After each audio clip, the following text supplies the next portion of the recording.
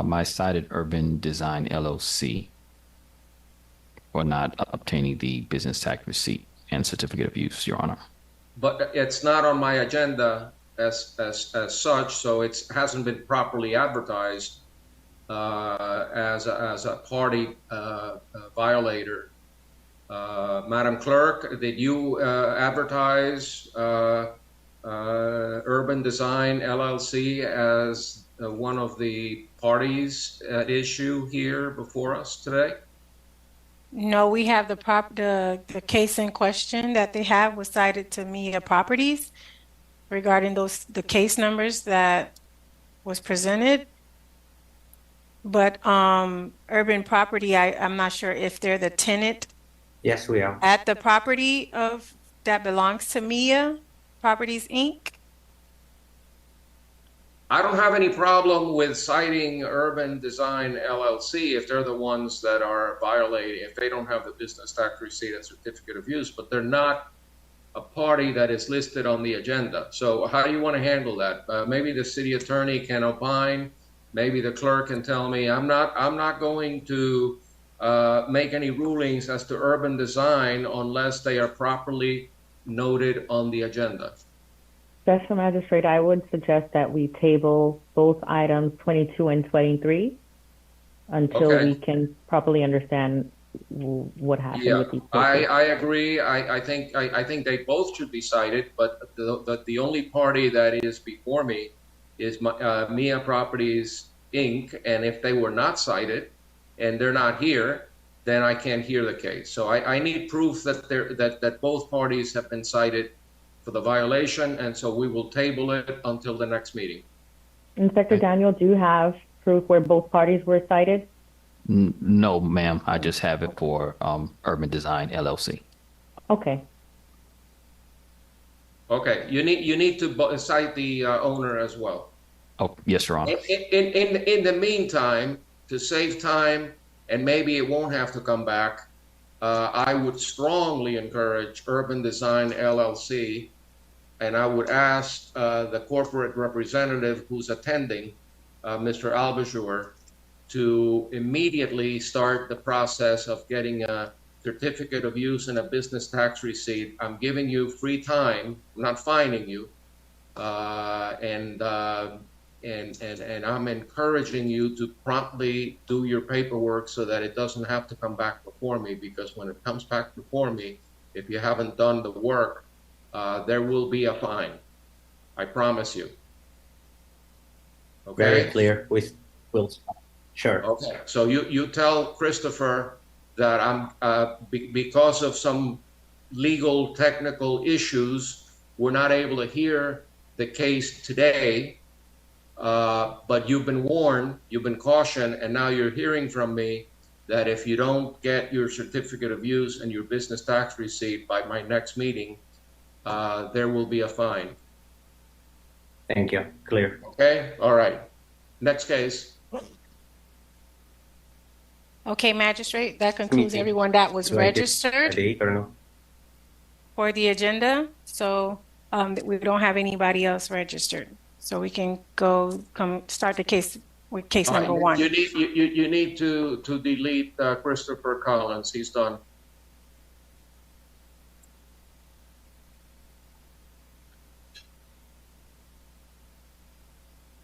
All right. So it's just non-contested. How many more cases do we have? We have, I would say we have roughly maybe about 20 or 25 more. All right, let's proceed. All right. Case number one and two are the same property and property owners. Case number one is 1595 Northeast 123 Street, LLC. Case number is CEFLR 2021-00104. Case number 2, 1595 Northeast 123 Street, LLC. Case number is CEZCU 2021-00165. The officer on this case is Jonathan Lemestre. All right, we have a business tax receipt, certificate of use. My ruling will apply as to each one separately, but we're going to hear them together. Okay. Go ahead, officer. Good morning, Special Magistrate, Neighborhood Service Inspector Jonathan Lemestre, and this case is being heard for the first time. Both cases, case 1 and 2. This is in regard to the business Valero Gasoline. They failed to renew their business tax receipt. On October 11th, 2021, I opened a notice of violation in regard to the business tax receipt and certificate of use for Valero Gasoline. I hand delivered the notice of violation to the property to the clerk at the gas station, and I also mailed the notice of violation to the property owner via property appraiser. As of the final reinspection date, the property owner has failed to renew the certificate to obtain the certificate of use, and the property owner has failed to renew the BTR. They have not renewed the BTR since September 30th, 2014. Okay, I reviewed both files, and here's some comments. First of Yes, all, like the last case, when we have a situation like this, I think that the appropriate thing to do is to cite the owner and the operator. They're both responsible. I know that there has been discussion previously that, you know, the owner is responsible and the owner is responsible. Well, I agree with that the owner is responsible, but so is the tenant, because the tenant is operating without a business tax receipt and a certificate of use, and they're on the premises. The tenant stands in the shoes of the owner. So I believe, unless the city attorney proves me wrong, that in these kind of cases, we ought to cite the tenant in possession, who's operating the business, and also the owner. In this particular case, after reviewing Sunbiz, I found that the owner, the corporation, has been involuntarily, or rather voluntarily, dissolved. It's an inactive corporation, which means that whatever judgment, lien, whatever you get, will be difficult to enforce when you have a non-existent corporation. Normally, when you have a non-existent corporation, you should, in a best world scenario, sue the last board of directors or the last trustees of the corporation. So the city attorney should take a look at that. I noticed also that, and by the way, they were deemed inactive in the state of Florida. That means they can't do business as a corporation. 3 years ago, over 3 years ago. The Valero, apparently from the file that I saw, is owned by a Ramage corporation, apparently, and that's who really should be the party cited. Valero is just a fictitious name. You need to cite the actual owner of that entity operating there. Okay. Then we can table this case if you'd like, or whatever you need me to do. No. I intend, since the property owner was served, I'm gonna adjudicate the case against the property owner. Whether it's a good judgment against a dissolved corporation or not, I'll let the city attorney make that determination. But they don't have a business tax receipt and they don't have a certificate of use. So as to each case, my ruling will be based on the testimony of the code compliance officer and the evidence presented reflecting that the violations exist. Proper notice has been given. I find in favor of the city and enter an adjudication and set a compliance date of April 17. In the event of non-compliance, there shall be a daily fine of $250 until the violation is abated. My ruling is as to both the certificate of use and the business tax receipt, cases 1 and 2. Whether you want to bring a case against the owner of the Valero business, you'll have to decide that. Yes, sir. Okay? All Yes, right. sir. Thank you. Next case. Next case we're going to call is case number 5 on the agenda. Amber Cooper, case number CEBPR 2023-00794. The officer on this case is Gennaro Murillo. All right, Mr. Murillo, tell me about this case involving an after-the-fact building permit. This case, I'm gonna postpone it for 60 days. They applied for a permit, so I grant them an extension. Okay, very well. Moving right along, let's hear the next case. All right, next case is going to be item number 10. Andy Perdelis, case number CEMHS 2023-00821. The officer on this case is Shanna Sanders. Ms. Sanders, I already reviewed the file. I know what the charge is for. I did see in your photographs a number, like an address, but you're saying that something more needs to be posted. Tell me about it. Anna Sanders, Neighborhood Service Inspector, as stated, yes, they need to have an identification placard for commercial properties or minimum housing buildings. They need to list who's the management company in the case of an emergency, who to contact, a telephone number if something happens at the property and someone needs to be contacted. An address wouldn't suffice. We need names and numbers posted on the property that's clearly visible for anyone to see. The case was originally opened on August 3rd of 2023. I'm sorry? August 3. Yes, August 3rd of 2023, whereas I met the property owner, had a conversation with him. I explained to him, what needed to be done. I was at that time doing an annual housing inspection.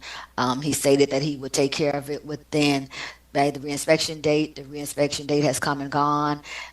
Here we are months later. No placard has been placed on the exterior walls of the building as of my last reinspection. I am showing proper service was given. I am showing that notice of violation and notice to appear was mailed out to the property owner via certified mail, as well as me posting the property. And at that time had a conversation with the property owner again. But again, as of my reinspection, no placard is posted. Is this a multifamily condo or rental? What kind of Yeah, thing? it's a small apartment building. I want to say anywhere between it's 6 to 8 units, single story. Okay. Based on the unrebutted testimony of the city's code compliance officer, the photographs and the evidence that I have reviewed depicting that the violation still exists, proper notice has been given. I find in favor of the city, enter an adjudication and set a compliance date of March 20th. In the event of non-compliance, there shall be a daily fine of $350 until the violation is abated. Okay, Magistrate. Next item on the agenda is 11 and 12, both the same property owner, Christine Pierre. Item number 11 is CENUS 2023-01161. This case was previously found guilty by Magistrate Kazoo with an abatement date of February 21st of 2024, fine set at $250 per day. Case number 12, case number is CENUS 2023-01163. This case was also previously found guilty by Magistrate Kazoo with an abatement date of February 21st. Fine was set at $250 per day. And the officer is Christopher Colson. Mr. Colson, I reviewed the file, so you don't have to go into the files deeply. I've already seen the photographs.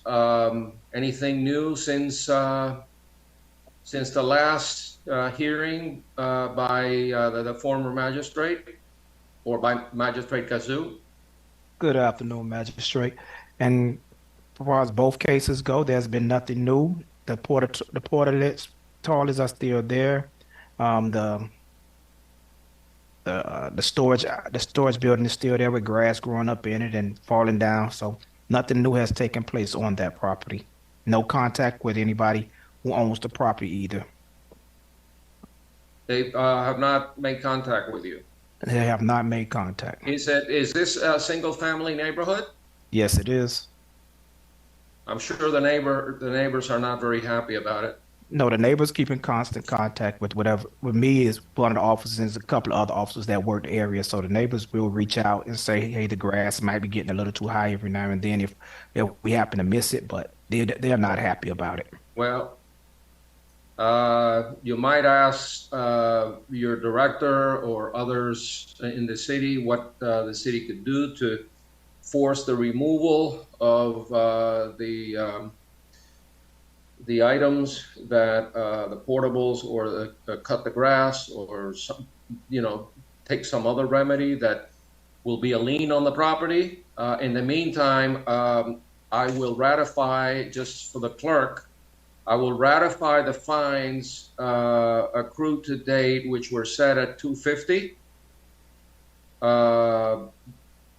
But going forward, the fines beginning today, the fines will be $500 as opposed to $250. So based on the unrebutted testimony of the city's code enforcement officer, the photographs and the evidence presented showing that the property has been out of compliance since the abatement date of February 21.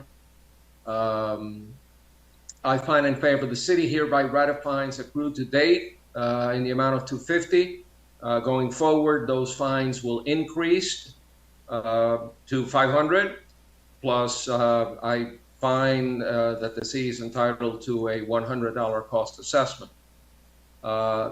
This order is also the same order that I will enter on case number 12, which is it reflects a shed on the property or sheds. So two orders involving the two separate cases, both basically ratifying the fines to date, and then going forward after today, they're $500 until there is compliance. Okay. All right.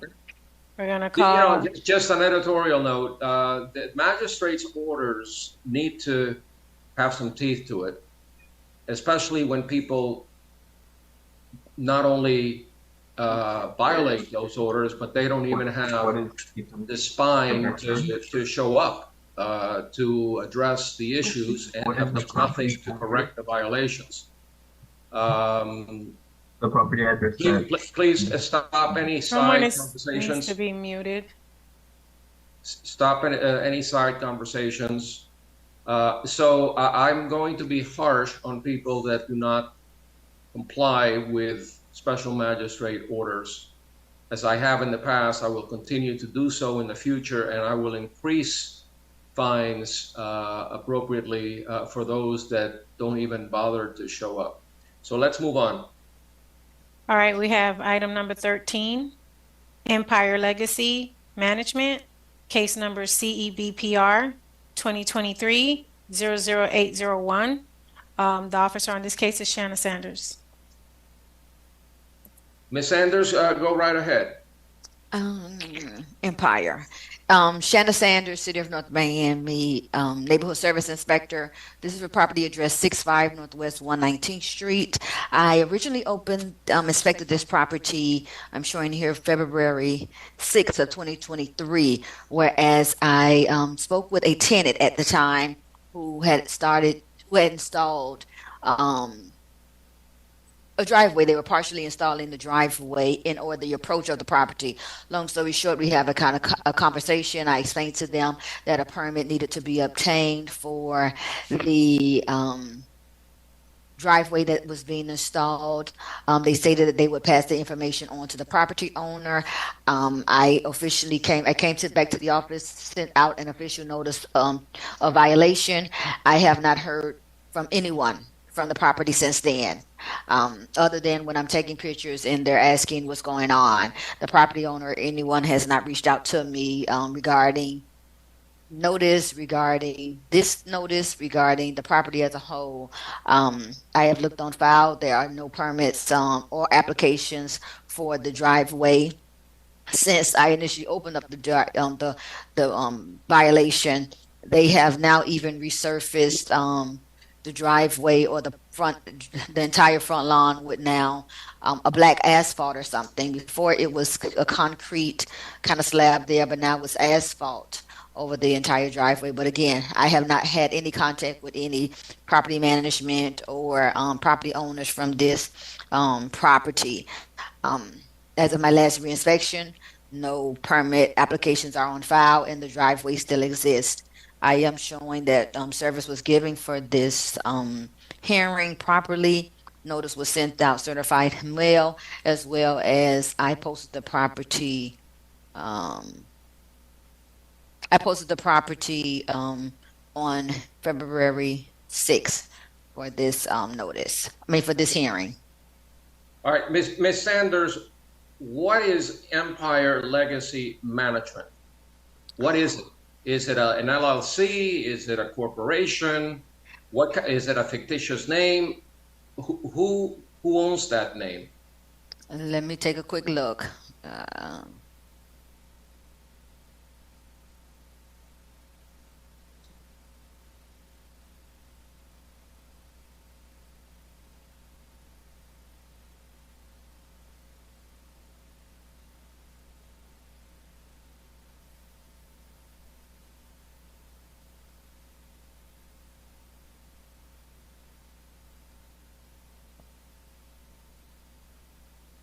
Yeah, there is no Inc.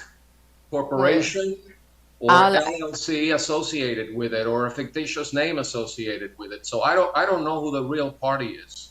When I pull up Dade County property records, it just shows that's the owner being Empire Legacy Management with the mailing address 20761 Northeast 8th Path. Yeah, I know that that's where you got it from, but that's not a legal entity. If it's a fictitious name, it's got to be owned by some corporation or person. There is no LLC, there is no Inc., there's no corporation. So, for all we know, it's just a name. And I'm wondering if you could do a Sunbiz. That's what I'm searching now. We're on it now, trying to search. It could be a fictitious name owned by someone else. I'm just concerned that whatever order I enter will not have any validity. It will not, be enforceable against anyone unless you can tell me who owns that name. Anyway, sorry, my computer's going a little slow. The circle is still kind of we going. can come back to it, or we can wait a couple of minutes until you find out if it's a fictitious name or it's a corporation or an LLC or somebody who uses that name, Joe Doe, using it as a property, Empire Legacy Management.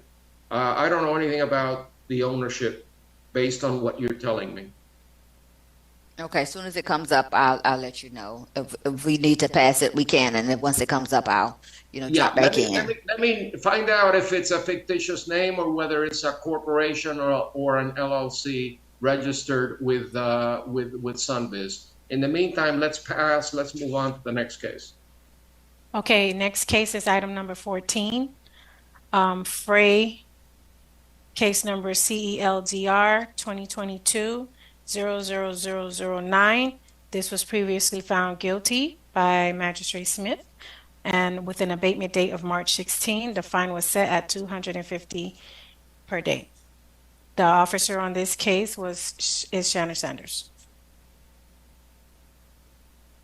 She's still researching the other issues. No, it's fine. I am researching. It just came up, but for this case, compliance has been met. My apologies. We've been going back and forth between different departments trying to get this rectified, but I did receive an email after the docket was put together, stating that the compliance has been met. We're talking about Amita Frey, number 14. Yes, for 12900 Northeast 4th Avenue, that's correct. All right, so there's compliance with 14. All right, you want to go back to 13? Okay, wait a Yes, we minute. can go back to 13. Wait, let me pull it up. Wait a minute.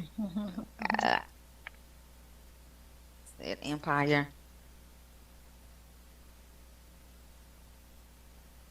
Legacy management.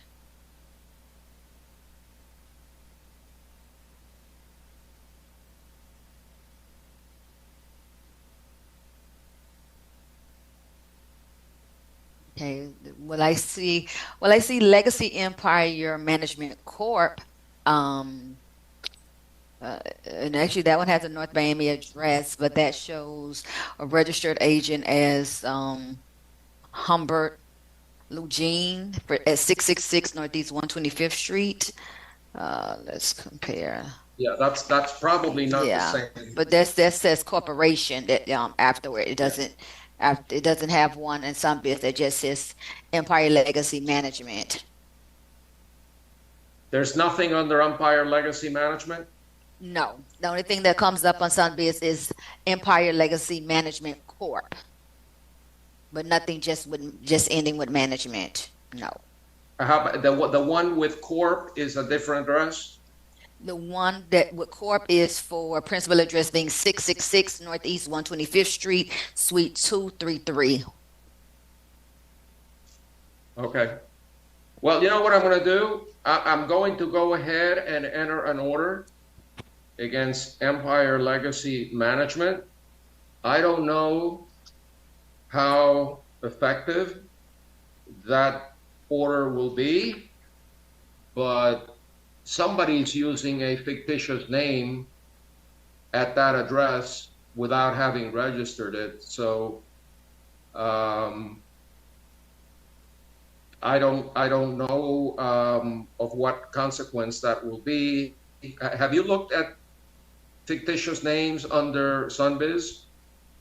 I have, and I'm sure you can probably tell I'm clicking away now, trying to look at it in different ways under the fictitious name. I'm trying to even search it under the address to see if anything at all comes up, and nothing. I'm not showing up anything. All right, I'm gonna enter an order, but I would encourage you to follow up. And if they're doing business under a unregistered fictitious name, there are other violations that they're committing beyond the one in question.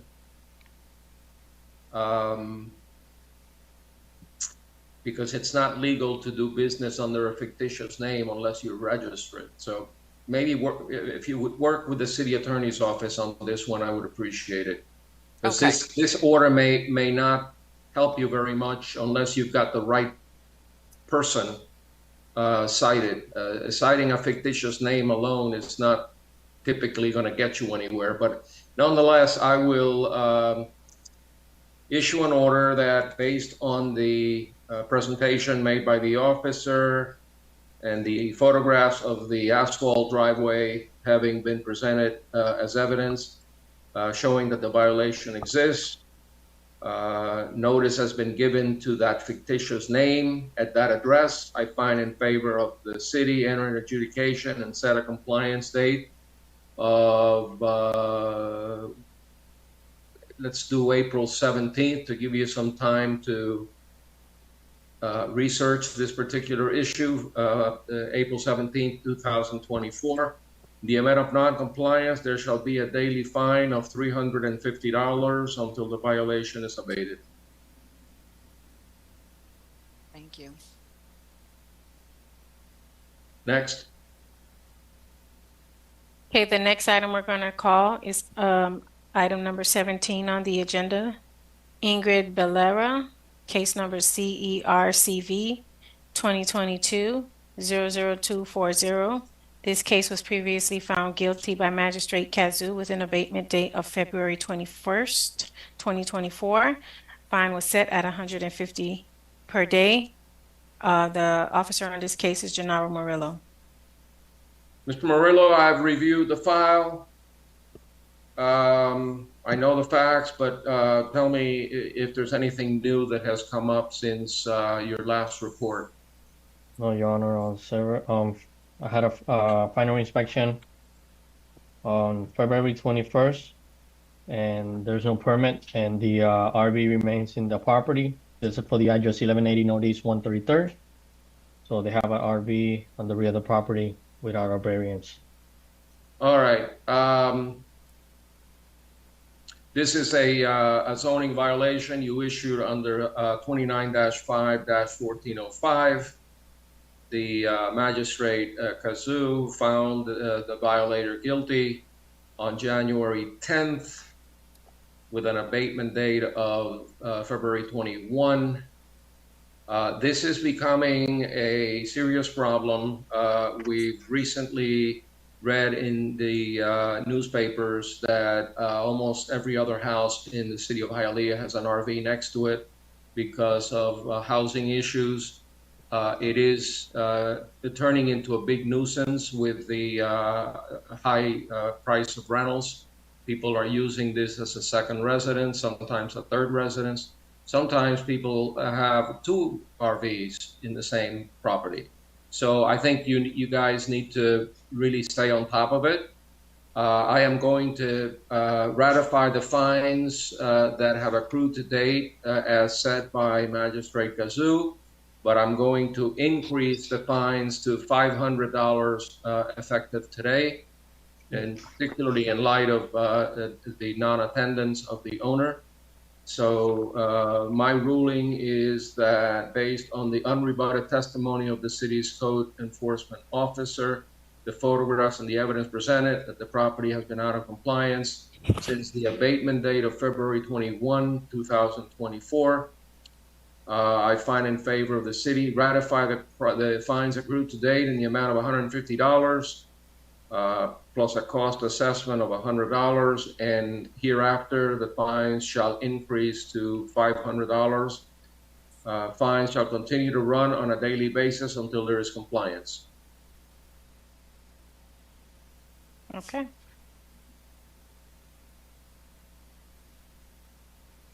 All right, Magistrate, we're gonna call item number 20, Margaret Garcia, case number CEPAR 2022-00004. The officer on this case is Shanna Sanders. Ms. Sanders? I'm here. I'm sorry. I was trying to do a little homework with that that Empire still. I know that you're going to obsess about that. You're going to be obsessed about that. You know me. for the next week. But I think you should seek the help of the city attorney as well. Okay, we're on 2200 Northeast 122nd Yeah, Road. we're on the case where the house looks like it belongs in the mountains of North Carolina, not in Miami. Oh, this is the black house. Yeah. I see a lot of those homes when I go travel to the Appalachian, to North Carolina. A lot of homes look like that. But I don't think it's, well, doesn't matter what I think. The design standards of the city say that this is not an approved color. Is that right? That is correct. Shanna Sanders, Neighborhood Service Inspector for property address 2200 Northeast 122nd Road. This violation was originally cited December 15th of 2022, whereas they were cited for, as you just stated, having colors that are not within the city's color palette. Notices were mailed out to the property owner, instructing them to visit the city to obtain the proper approval. As of my last reinspection, approval has not been obtained, and the color still remains this grayish black matte color. I did have a conversation with the tenant who called the property owner via telephone call. At least that's who they did identified themselves as the property owner. I do want to say on record, she did ask for an extension. However, I told her this being a case that's been open for a lengthy amount of time, I was not willing to give an extension. She's stating that she's going to demolition the property. But I didn't see anything on record to show a demolition application on file with the building department. So again, I, instructed her to possibly please show up and give testimony if that's what your stance is. As we see here, we have no one. And again, the violation still remains with this dark black matte color. I am showing service was properly given. Notice to appear was mailed out to the property owners, certified mail, as well as the property was posted and hand delivered to the tenant for today's hearing. All right, and the tenant didn't bother to show up. Meanwhile, your testimony is that based on on chapter 29, the design standards, the colors have to be approved by the zoning or building department, and this is not an approved color. Is that the bottom line? That's correct. Okay, so based on the unrebutted testimony of the city's code compliance officer, the photographs and the evidence presented depicting that the cited violation still exists, proper notice has been given. I find in favor of the city, enter an adjudication and set a compliance date of April 17th. In the event of non-compliance, there shall be a daily fine of $350 until the violation is abated.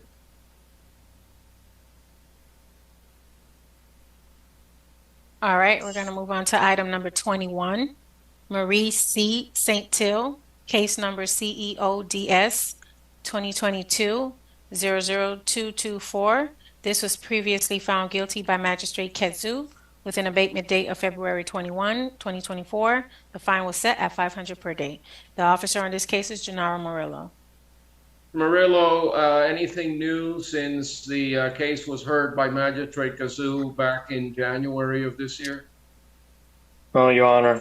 I went on February 21st, which it was a re-inspection day, and all the items that were stored outdoors remain. What are they storing there? What is that? Bags of garbage?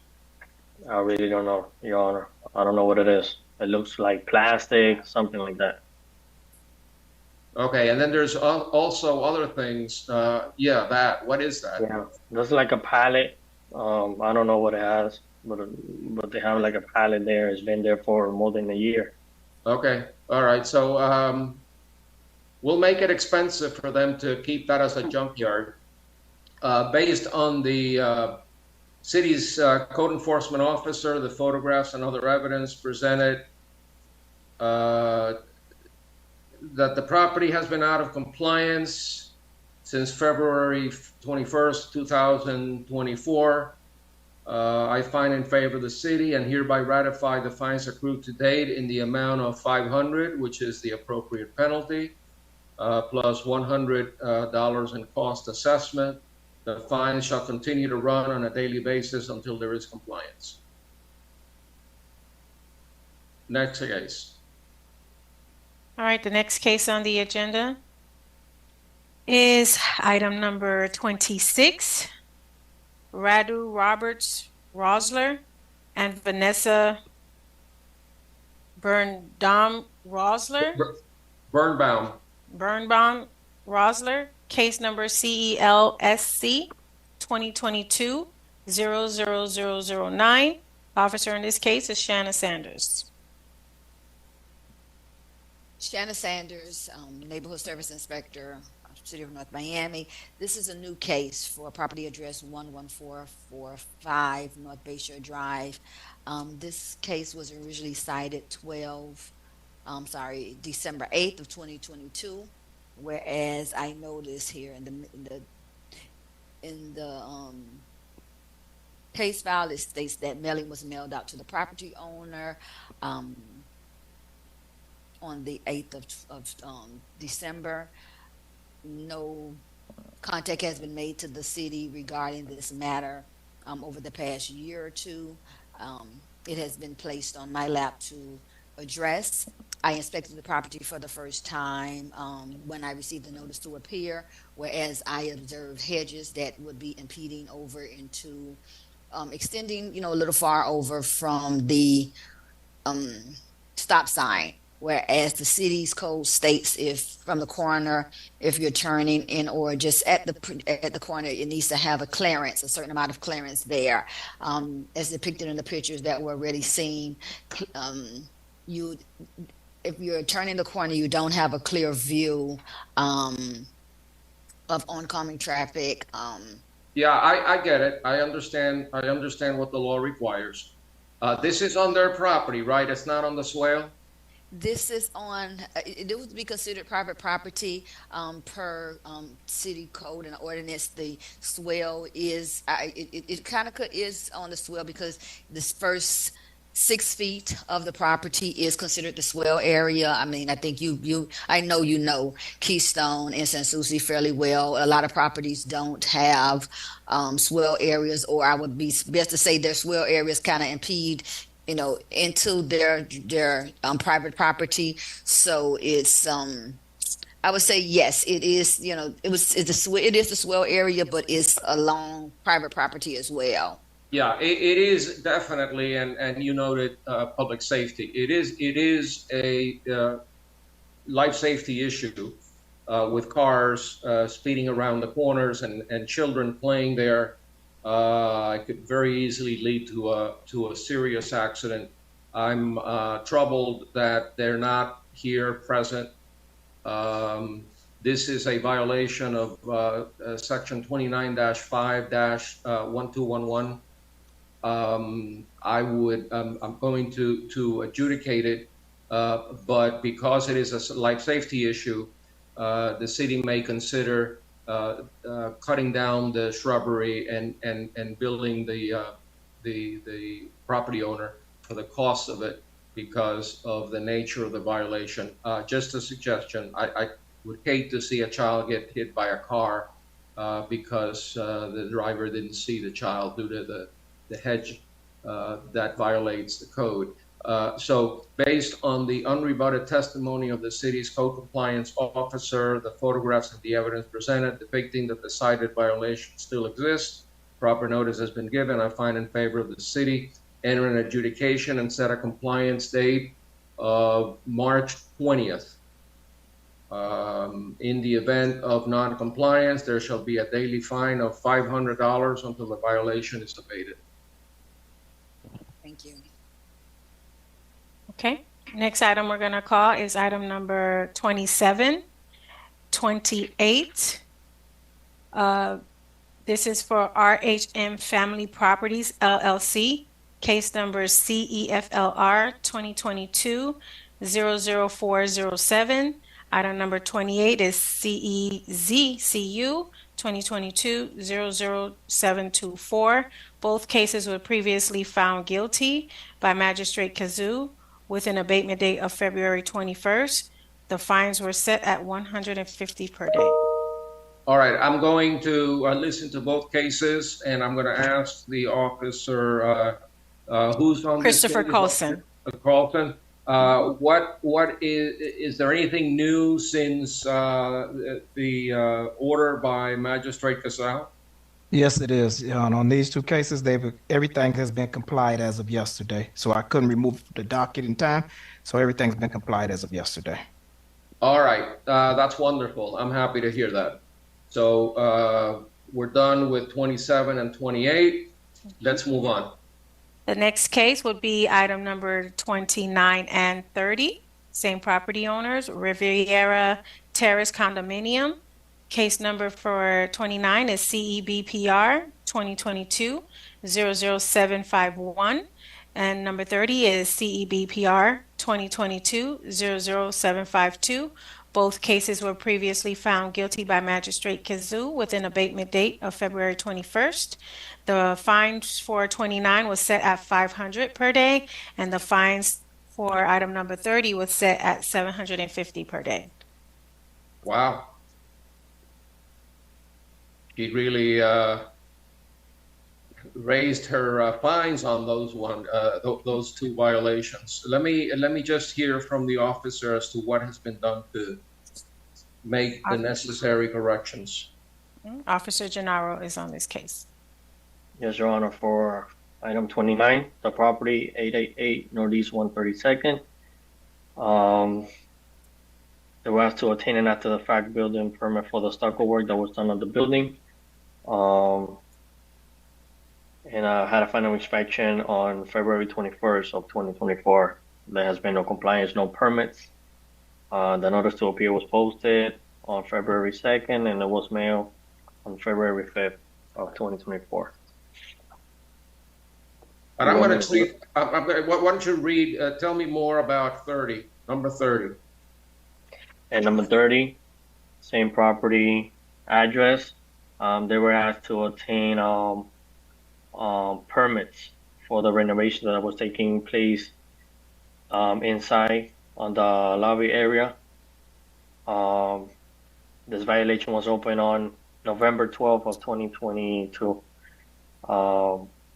The order to comply was posted on January 23rd of 2024. The notice to appear was posted on February 2nd. It was mailed February 5th, and I had a final inspection on February 21st of 2024, and there hasn't been no compliance. This is a condo, right? Yes. You know how many units are at this condo? I don't remember. Let me see if I could get that information. More or less, how many unit owners do you think they have? Looks horrible, by the way. It looks like, well, never mind.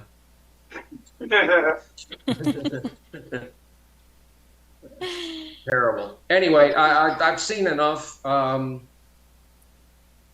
I am going to ratify the fines accrued to date on both cases at the amounts that Magistrate Gazoo entered. Based on the photographs and evidence presented. As to case number 29 rather, the fine is 500. Yes. Plus 100 cost assessment, and those fines shall continue to run on a daily basis until there is compliance. On number 30, the fine is at 750. I ratify the fine accrued to date, and also those fines shall continue to run on a daily basis until there is compliance. I certainly would hope that the condo owners understand that they're being thrown under the bus by the board of directors by not even having the courtesy to appear and ask for an extension or address the issues or explain why it's taken so long. So unfortunately, because of the wrongdoing of the board of directors, all of the unit owners in this condominium are going to have to pay the consequences. And so go find yourself a lawyer. That's all I can say. All right, next case.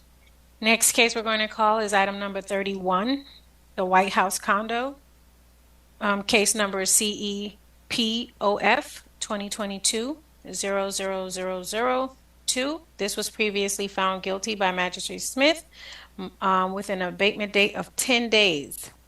The fine is set at $1,000.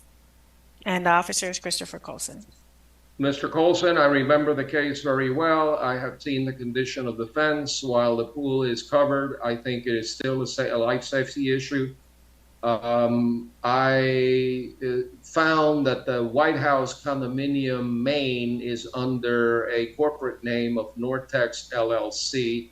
I don't know whether you've been able to identify that entity as the owner, but nonetheless, just pointing out to you that Apparently, it's owned by a separate entity.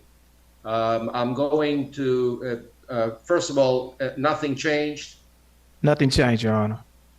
All right. I've seen the photographs based on the testimony of the city's code enforcement officer, the photographs and other evidence presented showing that the property has been out of compliance since the compliance date of 10 days, November 1st, 2022. I hereby ratify the fines accrued to date in the amount of $1,000 per day and assess costs in the favor of the city. The fines shall continue to run on a daily basis until there is compliance. Again, I urge the condo owners, if there are any, to reach out to attorneys and hold the board of directors directly responsible for breach of their fiduciary duties. I hate to have to give legal advice, and I won't give legal advice, but nonetheless, these violations need to be addressed for the health, safety, and welfare of the residents of North Miami. So with that said, let's move on to the next one. Next case is item number 32, as well as number 33. Number 31 is for Tident Management Heritage Condo Association. Number 32. Yes, number 32. Trident Management Heritage Condo Association. Case number is CEFOB 2022-00400. And then item number 33 is Trident Management Heritage Condo Association. Case number CEZCU 2022-00707. And the officer is Jonathan Lemestre. Yes, Magistrate Smith. Neighborhood Service Inspector. Go ahead. No, you go. All right. Neighborhood Service Inspector Jonathan Lemestre. On November 3rd, 2022, I conducted an annual housing inspection at 645 Northeast 121st Street. It is a condominium, 24 units. Two of the violations that I observed was they don't have a business tax receipt and or a certificate of use. I posted a notice of violation at the property. I also mailed a certified letter to Trident Management. And as to the final reinspection date, nothing has been done in regards to the business tax receipt and or certificate of use. No application on file. All right, and then you mentioned the certificate of use? Yes, sir. Nothing on file for the certificate of use as well. They don't have either BTR or CU. All right, so as to both cases, the ruling is the same. Based on the testimony of the city's code compliance officer, the photographs and the evidence presented depicting that the cited violation still exists, proper notice has been given. I find in favor of the city, enter an adjudication and set a compliance date of April 17th. In the event of non-compliance, there shall be a daily fine of $350 until the violation is abated. Thank you. Okay, Magistrate, last item on the agenda is item number 34, Tropical Terrace Condominium, case number CEFOB 2022-00389. This was previously found guilty by Magistrate Smith with an abatement date of September 21st. The fine was set at $250 per day. Okay. Let me hear from the officer. Officer Murillo. Yeah. Yes, Your Honor. September 14th of 2022, while conducting an annual housing inspection on the property address 13725 Northeast 6th Ave, they were cited for the Tropical Terrace Condominium Association Inc. not having a business tax receipt. I posted an order to comply on August 19th of 2023. Notice to appear was posted on February 2nd. It was also made on February 5th of 2024, and I had a final inspection on February 21st, and there has been no compliance. Okay, I noticed that this property is managed by Prestige Management, a name that keeps popping up, right? Yes. Yes. Okay. All right. This is just a business tax receipt case. There's no certificate of use issue here. No, Your Honor. Okay, and I found them guilty on August 23rd, paid by September 21, 23. Okay, and my fine was set at $250. Based on the unrebutted testimony of the city's code enforcement officer and the evidence presented depicting that the property has been out of compliance since the abatement date of September 21st, 2023, I hereby ratify the fines, fine in favor of the city, ratify the fines accrued to date in the amount of $250 and assess costs in favor of the city. This fine shall continue to run on a daily basis until there is compliance. Are we done? We are done, Magistrate. That concludes everything on the agenda. Wonderful. When will I see you again? Say that again? When will I see you again?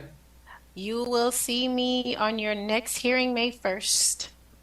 Okay. Until then, you all have a happy and healthy spring break, and hopefully you won't have the same issues that we in Miami Beach are having. So Thank you, Magistrate. Thank you, Magistrate. Have a good one. Yeah, you too. Thank you. 49. 1249. And all